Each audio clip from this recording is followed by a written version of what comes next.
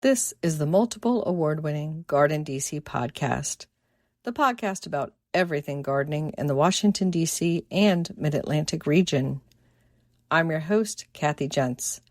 I'm the editor of Washington Gardener magazine. Our content is aimed at gardening enthusiasts, people who grow everything, from edibles to ornamentals, natives to exotics. If it grows in our area, that's what we talk about. Welcome to episode 239 of the GardenDC podcast. In this episode, we talk with Thomas Christopher, horticulturist, author, and podcaster, about Department of Government efficiency impacts on gardening. The plant profile is on Trillium, and we share what's going on in the garden, as well as some upcoming local gardening events in the What's New segment. We close out with the last word on types of pruning shears by Christy Page of Green Prints.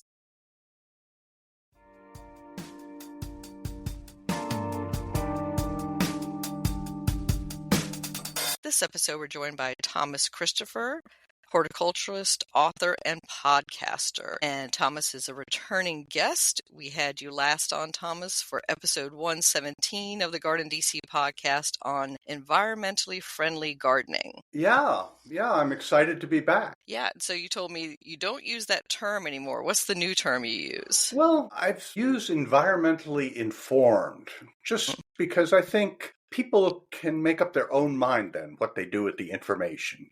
But I really want to get people more involved in learning about systems in nature and understanding what's going on in their gardening. And then, as I say, they make up their own mind what they do with that. Yeah, I like that.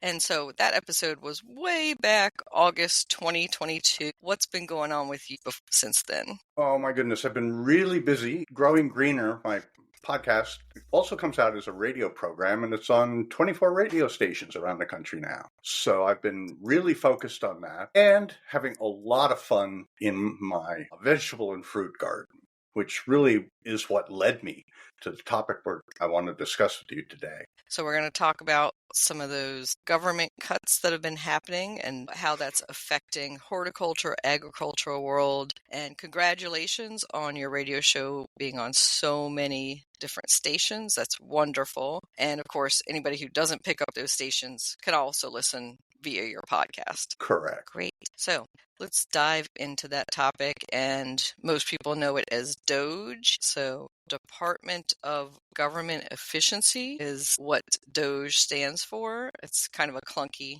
name and term. And I'm going to ask you, Thomas, to introduce us to why gardeners should care about what DOGE is doing. Well, there are a lot of reasons, of course, but one that particularly struck me, and to put this in context, is if you have a vegetable garden, you take for granted that they're going to be new and improved and disease-resistant varieties coming out every year. For instance, last year my tomatoes were hammered by late blight. So this year, when I ordered seeds, I ordered some varieties of tomatoes that are recently appeared on the market, which have been bred to resist late blight, so that I won't have to be spraying this summer.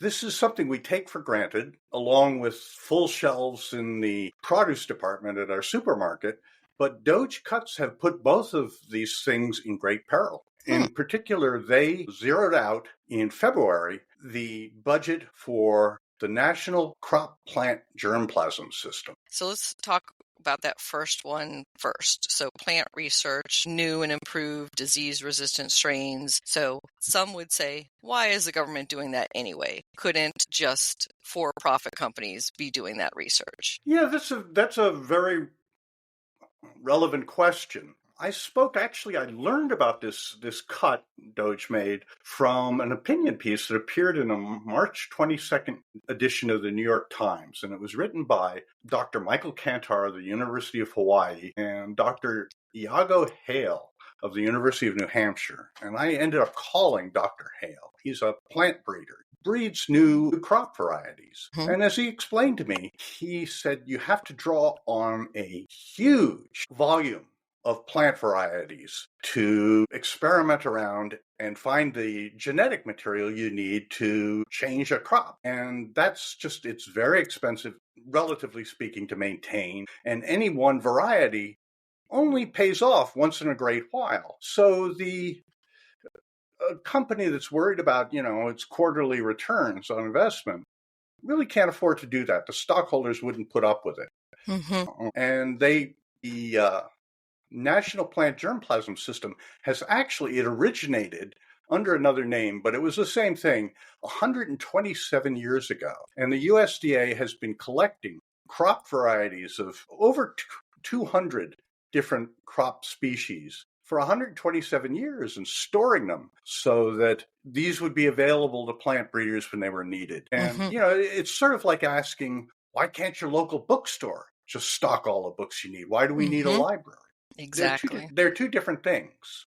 So one explanation I heard from why industry or for-profit firms can't take on all that research that the government is doing is because, again, as you referred to, the investors not being happy about the return on investment. It's extremely expensive and not all of it is going to bear fruit, so to speak, right? A lot of it is going to go down some different alleys and then they'll be like, well, that didn't work.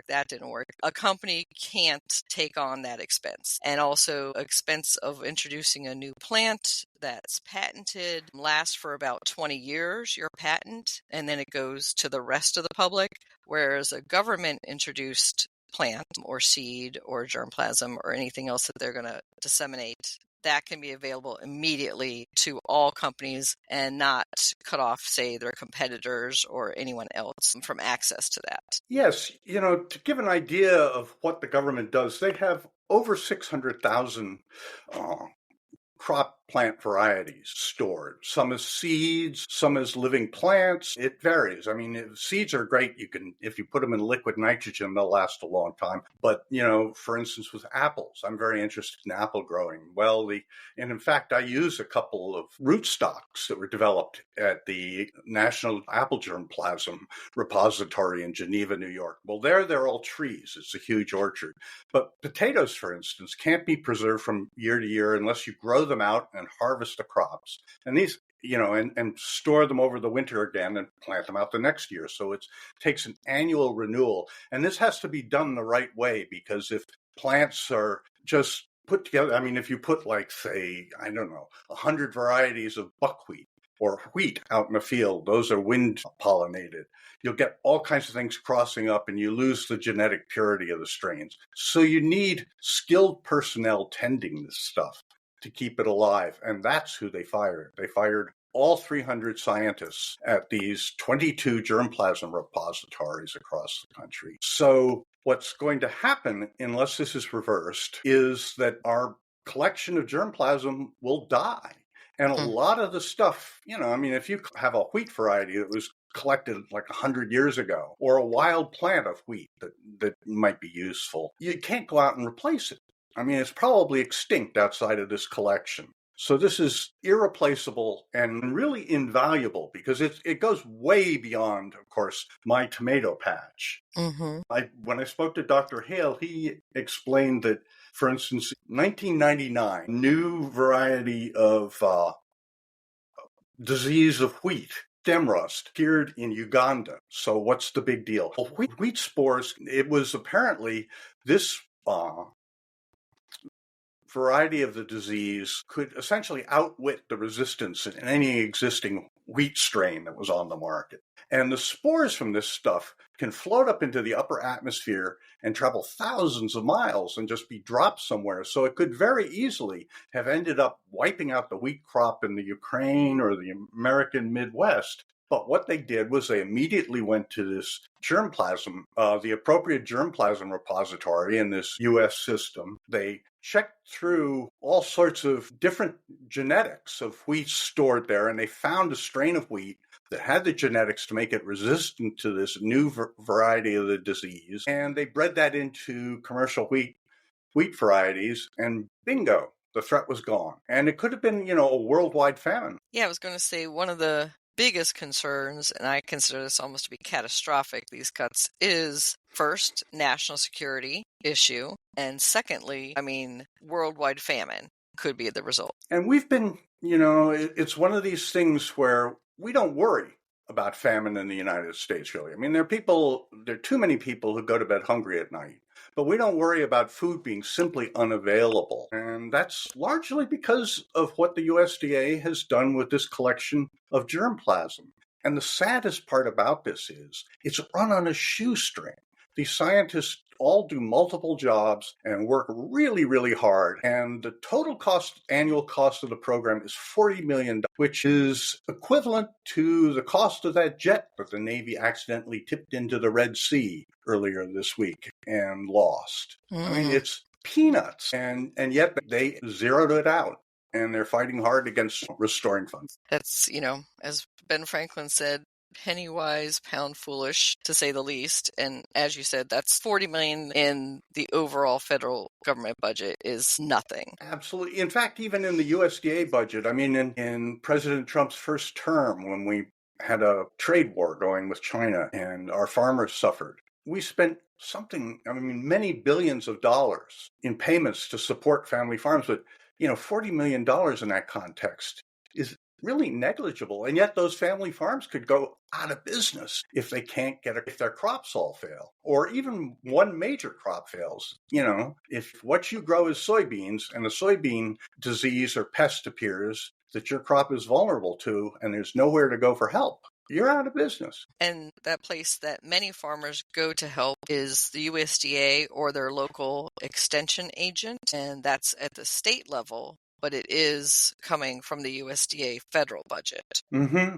Yeah, it's interesting. The USDA was actually founded by President Abraham Lincoln in 1862, and he called it the People's Department because of the direct impact it was going to have on the lives of the average Americans, not just farmers. And it's aimed at agriculture, but if you think about it, agriculture also includes, for instance, much of our nursery industry, gardeners like me who are looking for new and improved crops, and even cooks through home economics education and support for green markets. I mean, the USDA keeps your local farmers market going in a lot of respects. They grant $26 million last year to help local farmers markets. So it's got a big penetration into our life. Mm-hmm.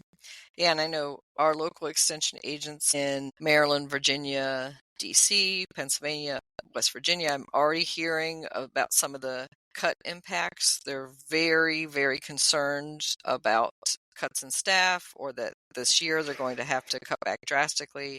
And that means cutting down on farm visits, not being able to help them test their water and soil, not being able to advise on diseases and pests. And what else are you hearing, Thomas, in your area? Well, very much that. And for instance, I use the extension to test my garden soil for my vegetable garden every year, which for years I recommended that people do that, and I didn't bother myself. And then I got it tested and I found out my soil had gotten really out of whack because I was just dumping sort of recommended fertilizers on top of it every year and not keeping track of what was actually happening. So that's could possibly be a service that they'd have to cut. It's just, if you get a pest that you don't recognize, what do?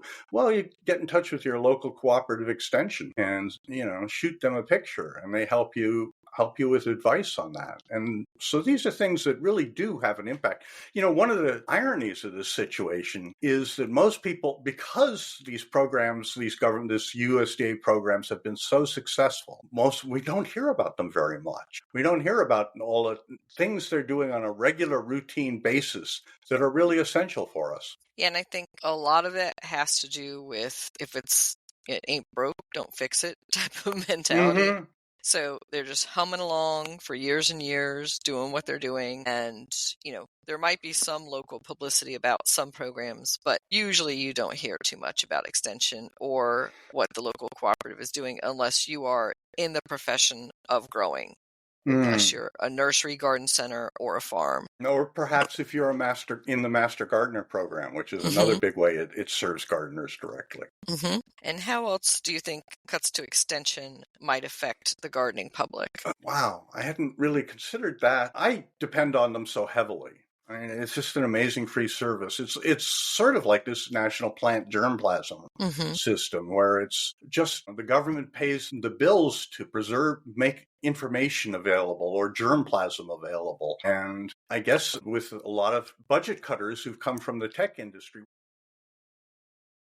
So those tech guys, we'll call them, that are doing these cuts to USDA and other various programs don't come from a farming background, don't come from any type of gardening background probably, but they are completely misunderstanding what they're doing. And thinking that these are superfluous programs. And Thomas, we had talked earlier, and you had given a great example of the Irish potato famine and that blight. Can you share that with our listeners? Sure. This really illustrates the danger of losing plant germplasm. So in 1845, the Irish were, because the country was densely populated, about 8 million people, and they were heavily dependent on potatoes, which yield an awful lot of nutrition per acre and a pretty balanced diet.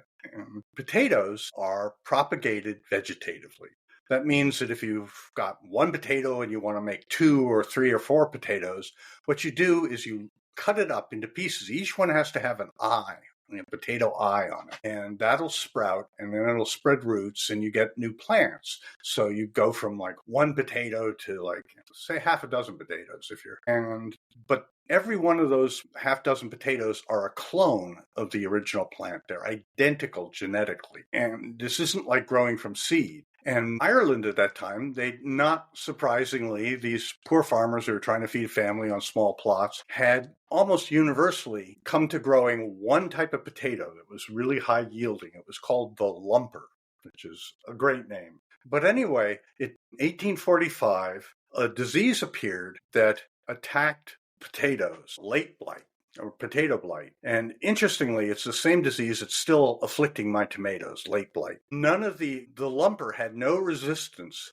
to this disease. And what happened was the disease actually blew in as spores from across the ocean into Ireland, dropped down on the potato fields, and they lost all their potatoes that year, or virtually all of them. And they had about, I think the succeeding 6 or 7 years, they had an almost total crop failure in the potatoes. And as a result, there was just widespread famine and the diseases that famine causes. And 1 million people died in Ireland, and 2 million had to flee the country and most ended up living in poverty in slums in places like, the Lower East Side of New York.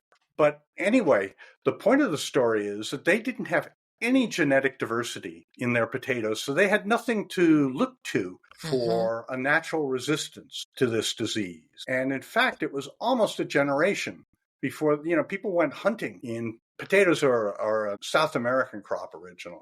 So they were hunting around South America for different types of potatoes that might be resistant. They were searching through potato varieties that were already cultivated in Europe and North America. And it took them almost a generation to amass the right germplasm. So today, we'd be able to attack this with stuff from this national plant germplasm system. But they didn't have that. And it just illustrates the population of Ireland has never grown back to what it was before the famine. And, the Irish families, Indian, Irish American families, still all know about the suffering of the potato famine. This was a lack of germplasm. And this is what we're risking. Exactly. So one of the other USDA cuts I've been reading about in relation to food security is the food safety inspectors. And that includes, of course, a lot of imported food, but that's also domestic production. So it's raising a lot of concerns about our supply chain disruptions, potentially a huge food safety issue. So should a terrorist or somebody else poison something that's coming in, there's not a food safety inspector looking at that or testing it, or it could be a disease that comes in. That's a lot of what food safety inspectors and plant inspectors at the borders are doing, is preventing what you talked about, Thomas, affecting the potatoes. Right. There could be a foreign disease that comes in that impacts all of our citrus or all of our corn. Yeah, and of course that's been a battle to turn these things back at the border. And if you start abandoning food system, there's all kinds of domestic implications too.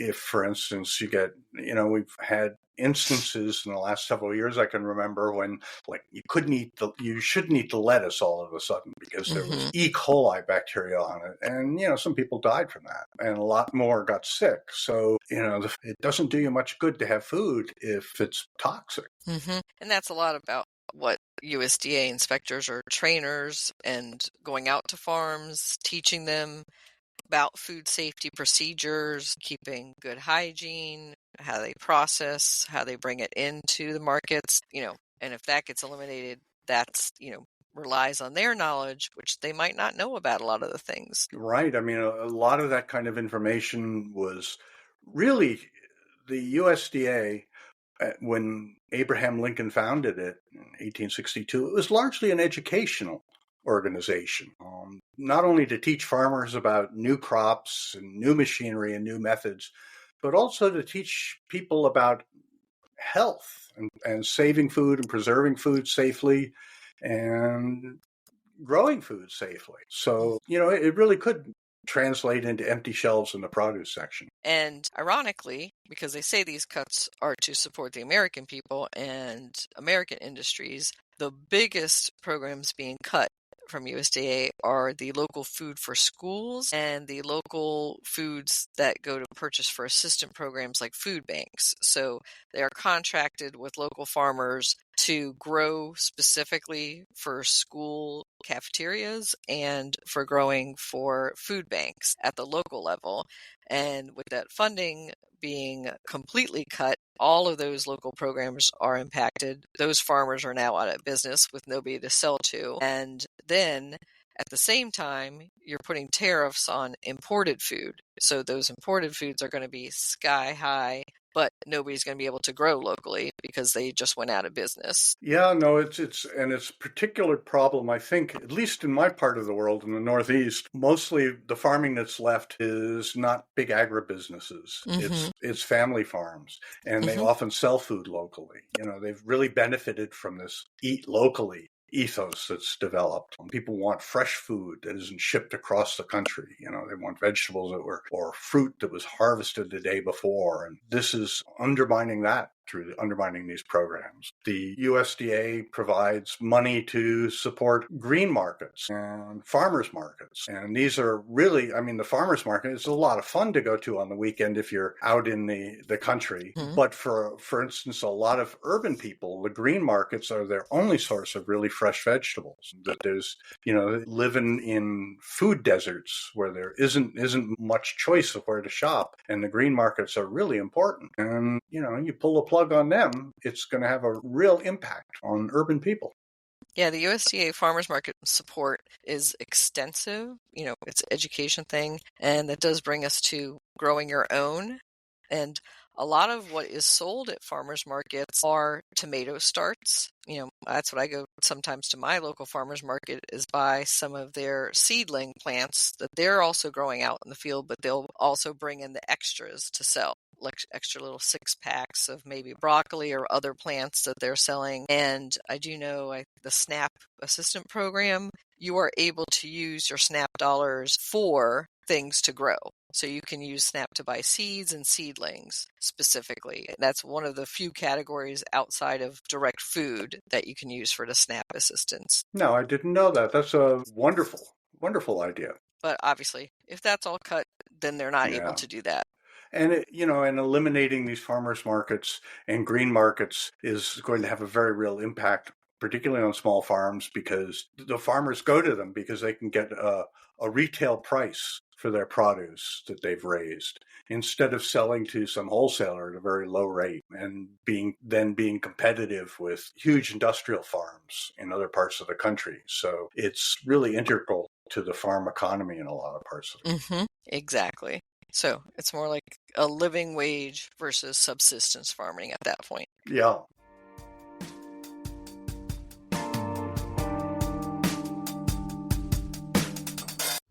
GardenDC will be back after this short break.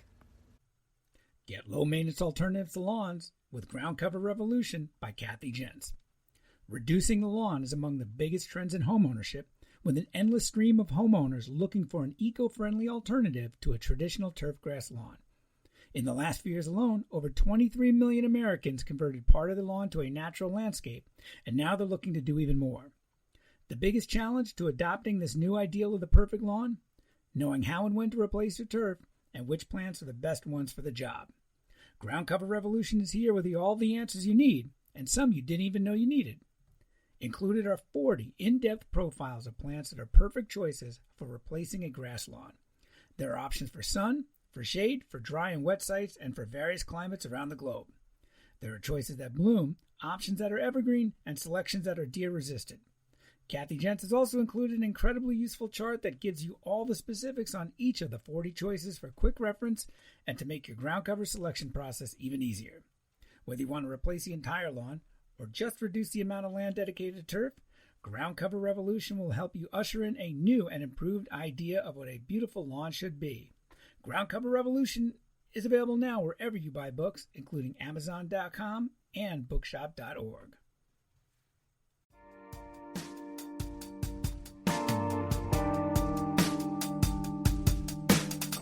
Thomas, have you been speaking to any local growers or anyone that you know who's been directly impacted by these cuts? Not so much. And this is interesting because I tried to reach out. I am passionate about growing apples. So I have a little tiny orchard, a little home orchard of 20 different trees. And a lot of I've suffered from diseases coming in because of climate change, in particular fire blight. Which used to be a disease mostly in humid and hot, more southerly regions. But it's become more common in central New England as the climate changes. Our summers are getting hotter, and we get these spells of intense rain.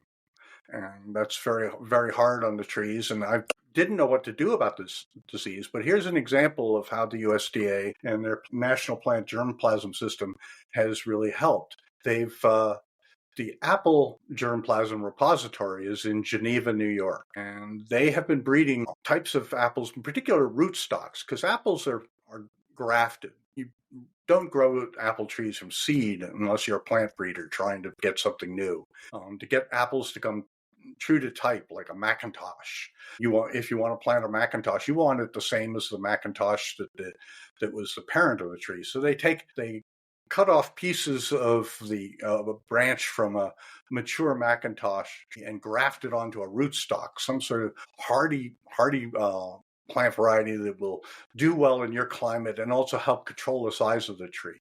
Anyway, this Apple Germplasm Repository in Geneva, New York, has been breeding fire blight resistant rootstocks for use in places like my little orchard. And that's what I use now. So it has a big impact on that. And I tried to call the Apple Germplasm Repository.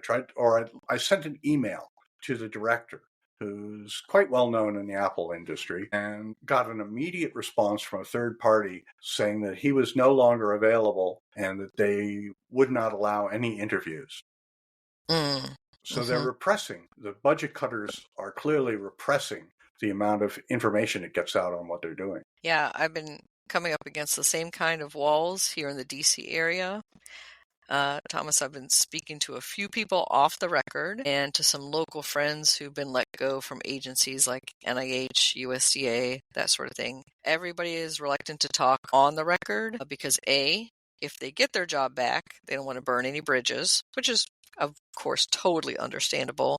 But even those who don't want their job back, they're fearful of repercussions in other ways, so they don't want to talk about it. And I think it's a huge damage to dampening of free speech and access to the free press. Yes, as well as keeping us from understanding just what's going on to these programs that are really foundational to our $1.5 trillion food supply system in the United States. Yeah, I think a lot of them are fearful of prosecution, speaking out against the administration, and that's not good. I was going to use a couple other words, but we'll keep it clean. So as far as Agricultural Research Service here, there's going to be a lot of cutbacks in what they're doing out in the fields. You were talking about that apple research, disease research, but there's also been already cutbacks in public outreach that I'm seeing. I'm seeing not the same press releases out of these agencies. We're not able to talk directly to the scientists, even if they are still in their jobs,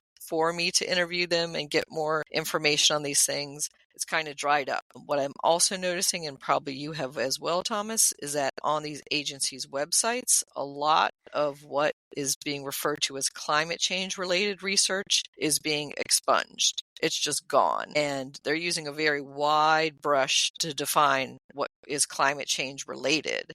Because to me, this is just growing information. But if you refer in any way to the warming up of the seasons, to our springtime shortening, that summer is coming on quicker, that we're getting more drastic weather changes, that's all climate related in their opinion. It's interesting you bring that up because I wondered if that had something to do with this attack on the national plant germplasm system because, traditionally, it's their collection of DNA from different varieties has been used to improve the size and flavor of harvest, but it's also, and to fight disease and insect pests. But it's becoming increasingly important to help our crops adapt to climate change. They find like a drought-tolerant variety of, say, a cherry or something like that and mix it in with, breed it in with the existing types. Mm-hmm. So that hopefully you get a cherry tree this is purely off the top of my head. I don't know that they've targeted cherries in particular, but that you get a tree that's producing the same quality of fruit, but can tolerate, say, intermittent drought. Mm-hmm. Or a lot of water, because that Mm-hmm. can be a problem too. So people have hailed this germplasm system as being integral for farmers to combat climate change. And I'm wondering if that's part of why they targeted it. Yeah, The as I budget said, cutters. using a wide brush, which, we wouldn't think of as this is climate change directly, but indirectly. And so you were talking about fire blight on your apples, and that's moving up from a southern disease moving up north, and that can be considered something that's happening because of climate change. So you're getting a warmer climate, so diseases of the south coming up. That's not going to be available to the public on these websites of these agencies. And what Mike says more explicitly is essentially what they're doing is they're trying to breed plants now that withstand huge changes in weather patterns, like you said, drought, flood, and then drought again. And I've been talking to plant breeders. That's what they're breeding for, is tough plants of the future and for your next growing zone down or up from you, so to speak. So what was south of you is what you're going to be probably growing in a decade from now, is to look to that next growing zone south of you. It's had a big impact on my garden already, my vegetable garden, because the springs are quite different. And, there are all these cool season crops, like peas, for instance, like a long, cool, moist spring. And we don't get that anymore in southwestern Massachusetts, or typically we don't. What we get is spring comes earlier, but it stays wet. The soil stays wet and very cold, so that if you plant peas, the seeds are going to rot. And then all of a sudden, in a matter of a couple of weeks, it goes from that to really hot. Mm-hmm. And I've had to start growing different things. I no longer grow peas, but for instance, I started 2 years ago, growing collards, which is a southern crop traditionally, and I really wasn't that familiar with it. But I thought, well, my lettuce is bolting earlier because the heat comes on so hard and fast. So maybe I'll try a southern green, and in fact, it's done really well. And so I give a part of my garden over to collards every year. Actually, I can them in the fall. I'm still eating collards from last year.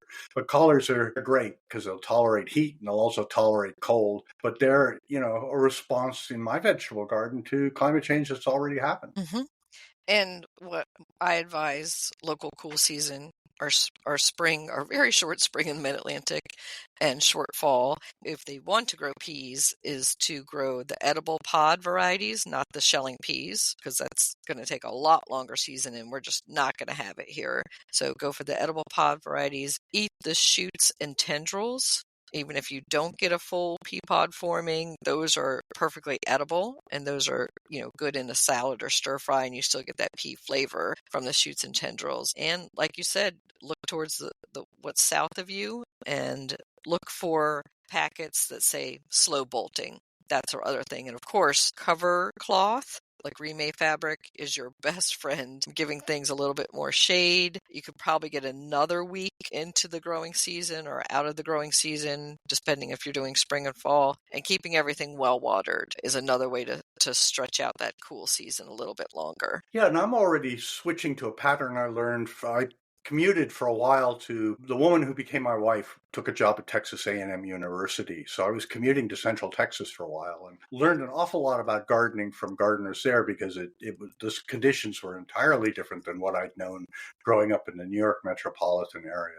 But they really have two seasons for growing vegetable crops. They have spring and they have fall into winter. And the summer gets so hot that a lot of their crops won't, even heat-tolerant crops, flag in the middle of the summer. And I'm starting to plant fall both in spring and in fall with some of these cool loving crops. And that's another way to extend your harvest and adapt to a changing climate. Exactly. So let's talk a little bit about what we can do as home gardeners and constituents to get some of these cuts reinstated. Yeah, because the courts, I know that in the case of the National Plant Germplasm System, the courts actually said they couldn't fire the scientists who were working there, but they were supposed to reinstate them, but there's been no move to do so far. And as I said, that's really worrisome, because these germplasm things are the collection of DNA.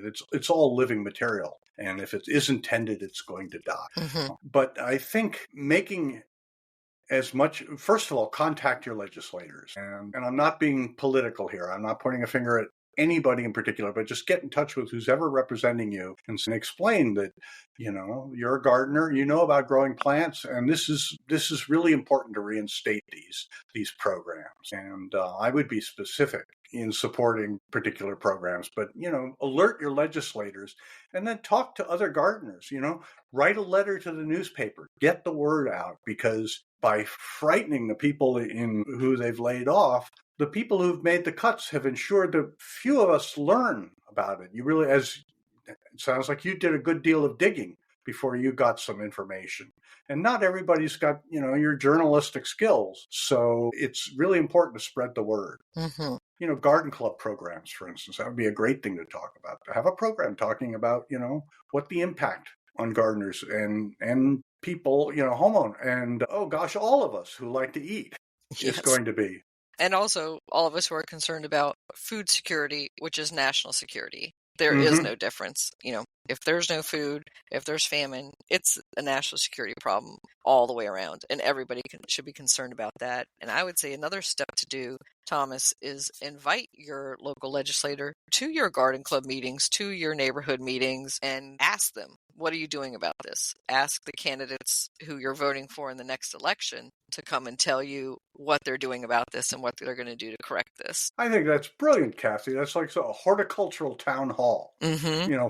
Yep. I mean, you are the taxpayer. They work for you. So definitely think about that when you are voting, and also vote with your dollar. So support your local farmers, those that had the grants cut off, maybe those who are growing for the local school food program.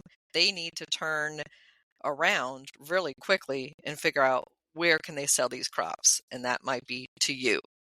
Well, that's you'll get fresh nutritious food that way for sure.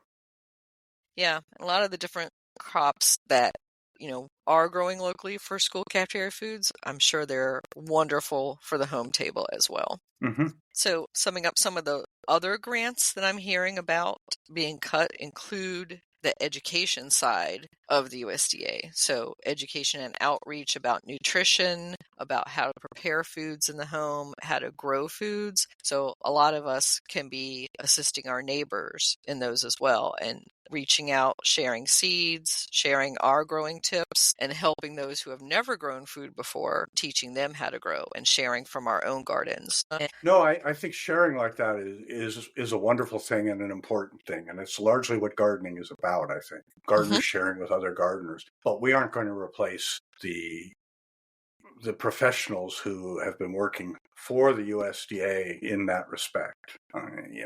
When you get a pest on your plant and you need help identifying what it is and learning about what the safest method of dealing with it is and the one that's best for the environment and best for people and wildlife, that you need experts. That's what this department that Lincoln called the People's Department, that's what it's traditionally supplied, and we need to support that. I agree, and we're going to lose a lot of that institutional knowledge, whether they were fired or forced into early retirement or opting to retire early because they're so disillusioned. That's a lot that's not online. It's in their brains and their experiences out in the field. Of course, we're going to lose access to testing labs and that sort of thing, so you bring in that little sample of a leaf with a blotch on it to your local master gardener's clinic.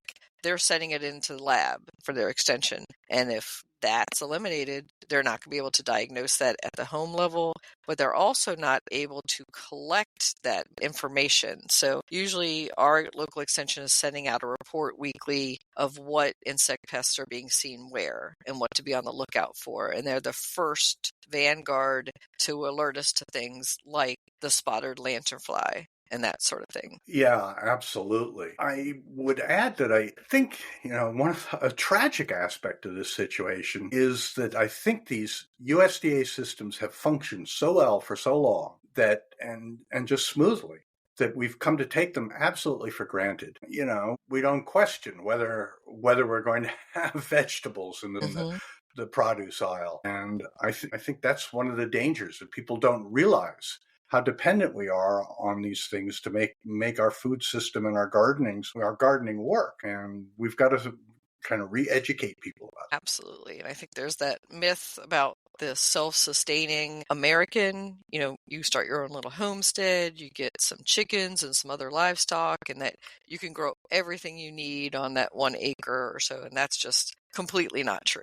You're going to have to source something. You're going to have to barter, at least with another local farmer. And at some point, you're going to have to replace some piece of equipment that broke. And that could be a foreign tractor that is only made overseas, or a piece of equipment or fertilizer that you're not going to be able to access at a local level. Yeah, I'll give you 2 examples from my own experience. And the first is I love to cook Italian food. I grew up in an area outside of New York that was largely Italian American immigrants, and became addicted to their cuisine. Well, when it comes to olive oil, I can't grow olive oil, that's for sure. Olive trees won't survive in my climate. And so this sounds silly, but about a month or so ago, I went back down to the neighborhood of the New York Botanical Garden, where I trained as a horticulturist a long time ago, went to my favorite Italian food store and got a whole case of Italian olive oil.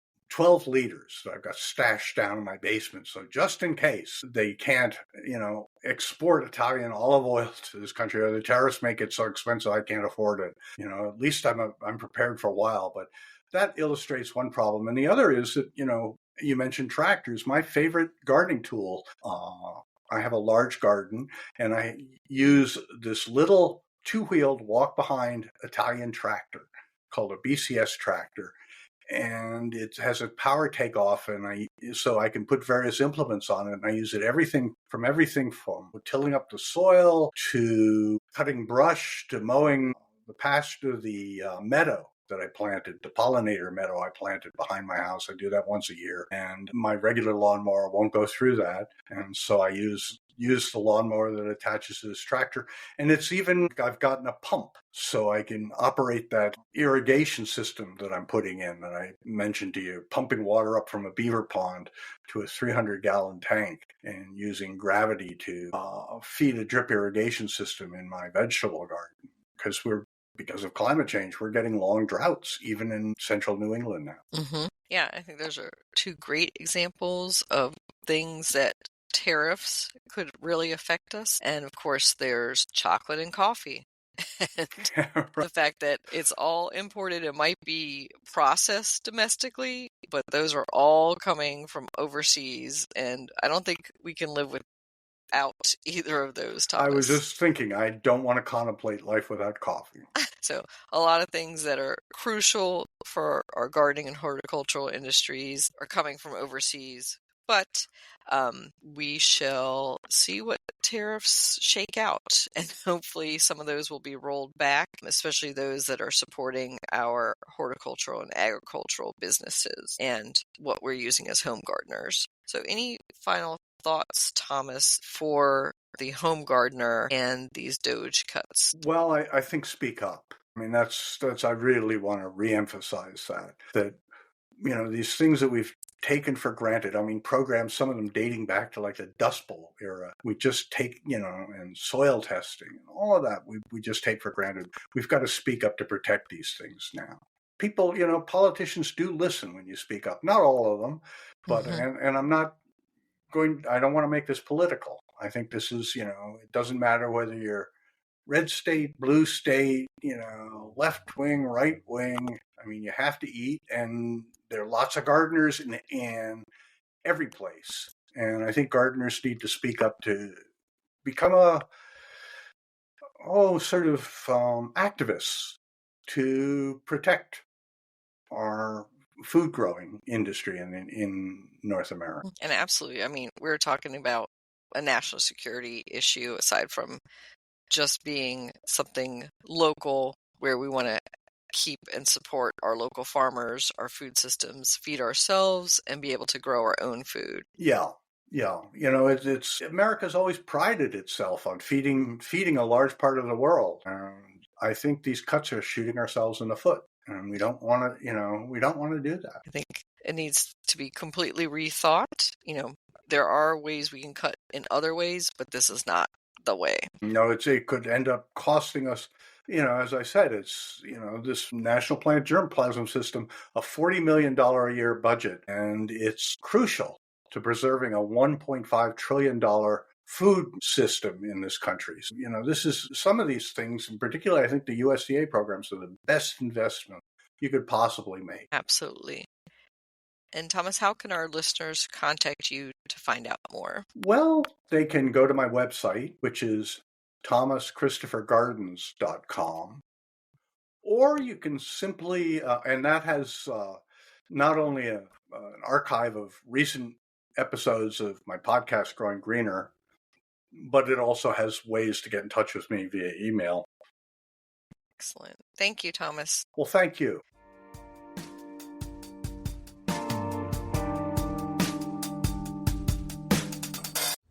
GardenDC will be back after this short break. In the book The Urban Garden by Kathy Jentz and Terry Spate, you'll find dozens of inspiring and creative ways to grow flowers, shrubs, vegetables, herbs, and other plants in small spaces and with a limited budget.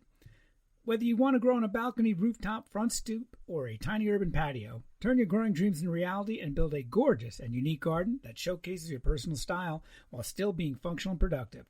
With the ingenious ideas and resourceful tactics found here, you'll be maximizing yields and beauty from every square inch of your space. No matter what you grow, the 101 amazing growing ideas found in the urban garden will turn your tiny urban yard into a treasure trove of green you'll be proud to share with family and friends.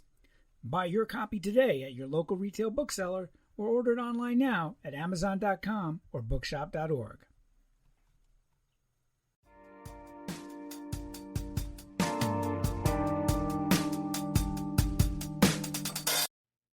Trillium plant profile.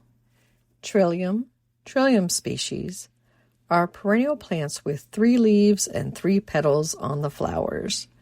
Depending on the species, the blooms are white, pink, yellow, and deep red.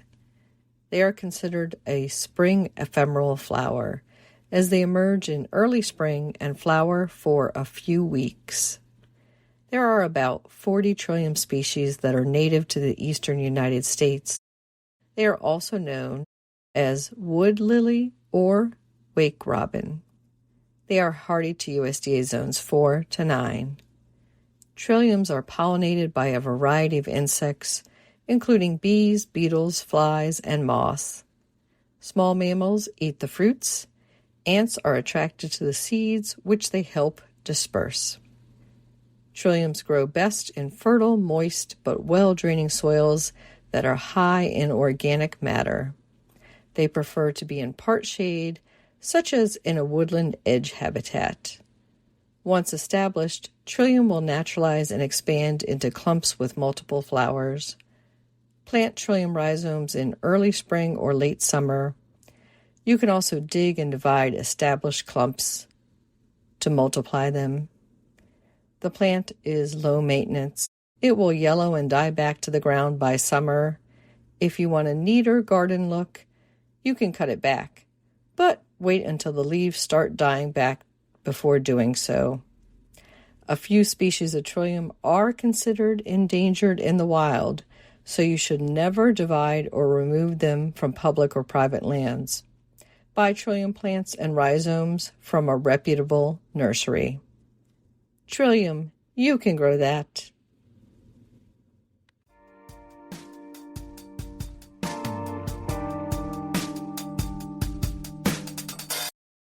What's new in the garden this week? Well, my clematis Polish Spirit and Silver Moon are both blooming, as well as some David Austin roses, and I was so happy to see blooms appearing finally on my Kusa dogwood wolf eyes. They are hard to see against the foliage, but I was happy to finally spy them. Over at the community garden, we were able to harvest some lettuce and arugula for salads. In the garden tips that we shared this week on our social media, we shared how to plant your daylilies and site them best in a tip courtesy of 3 Shovels Farm. Daylilies prefer full sun, but will tolerate some shade. Choose a spot that they will receive at least 6 hours direct sun daily. Light-colored daylilies especially prefer full sun to bring out their colors. Darker colored daylilies may benefit from filtered shade as their blooms absorb heat and don't withstand sun as well. In upcoming events, the garden fair at Blandy Experimental Farm, the home of the State Arboretum of Virginia, is happening on Mother's Day weekend. They'll have 63 vendors selling the best selections of native plants, annuals, perennials, herbs, trees, shrubs, garden tools, nature-inspired gifts, and more. To purchase tickets for that, go to the Blandy State Arboretum website and enjoy that much-anticipated Mother's Day weekend tradition. Also coming up is the Spring Garden Party benefit for Tudor Place in Washington, D.C. That is going to take place on Wednesday, May 21st from 6 to 9 p.m. You can join them for food, cocktails, and conversation to support that National Historic Landmark. And you can find out more about purchasing tickets to that benefit party at tudorplace.org. And then save the date for the 5th annual UP, that's capital U, capital P, Meadow Day on Saturday, May 31st from 9 to 11 a.m. This is a family-friendly community event run by volunteers and sponsored by the town of University Park, Maryland, just outside of Washington, D.C. So they will have a pollinator parade. You are encouraged to dress up in costume as your favorite pollinator. The mayor of University Park will give some remarks, and there will be a bee safari, caterpillar adoptions, Prince George's County Park Rangers on hand, and much more.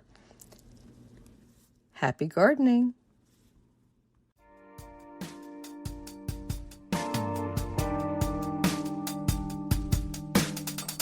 This is Christy Page with the Food Gardening Network with Choosing Between Types of Pruning Shears by Amanda MacArthur.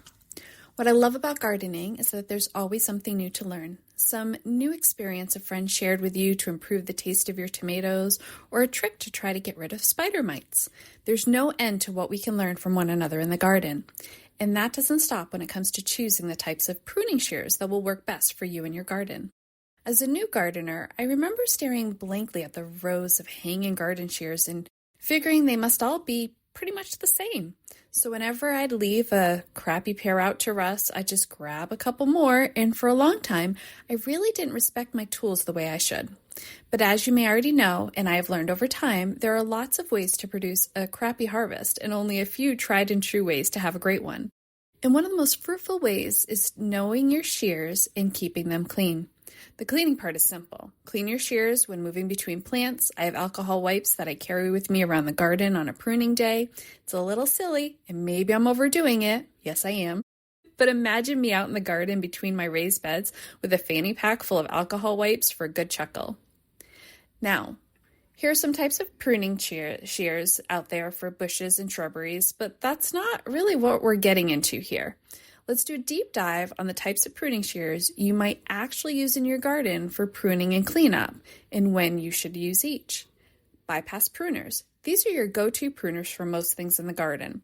They're called bypass pruners because the blades literally bypass one another, which gives you a clean cut without any crushing of the plant on its way through. You can cut stems or stalks of any vegetable comfortably up to a 1/2 inch with no trouble at all using the bypass pruners. Personally, I like stainless steel pruners because they're more resistant to rust.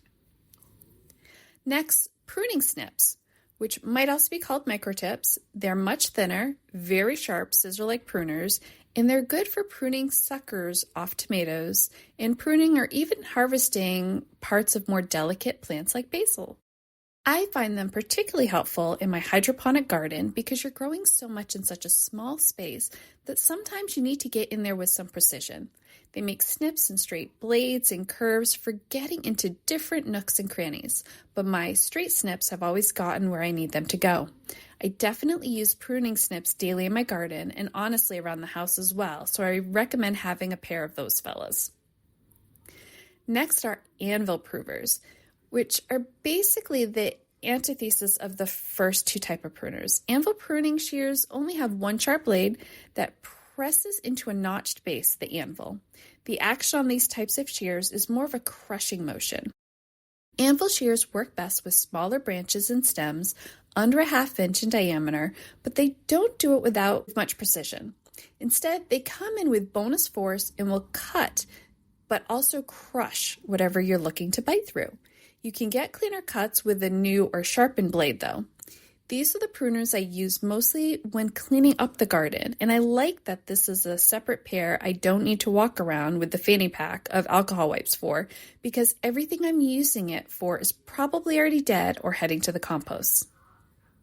Now, when I mentioned that I preferred stainless steel for material, the anvil pruners are an exception because I care more that they're tough than whether or not they're going to rust. So you have a choice of spring-loaded or the sort that ratchets down, and both will do the job. If you need something extra tough, for say those big pineapple sage bushes or something thicker, a ratcheted anvil pruner will work better because it's easier on your hands and will hold the blade in place if you open it back up to clamp down again. When you're picking your pruning shears, just be sure to try out a few different pairs because some may be tighter than others. While the tighter pairs might last longer, if you're doing any type of hour-plus long work in the garden, it might be easier on your hands to use shears with a little less tight pull, softer grips, and ones that just fit your hand the best. This has been The Last Word by Christy Page at foodgardening.com.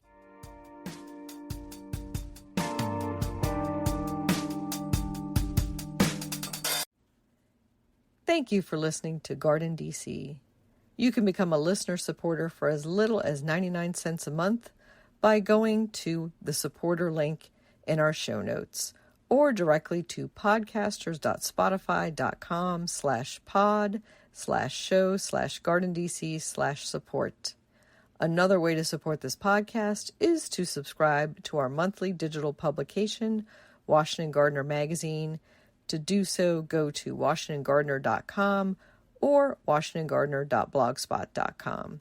You can find Washington Gardener on social media at WDC Gardener on Twitter or X, Instagram, and Pinterest, and on Facebook at Washington Gardener Magazine. And be sure to leave us a 5-star review on your favorite podcast platform. Please take a minute to share us on social media with hashtag GardenDC so other gardeners can find us too.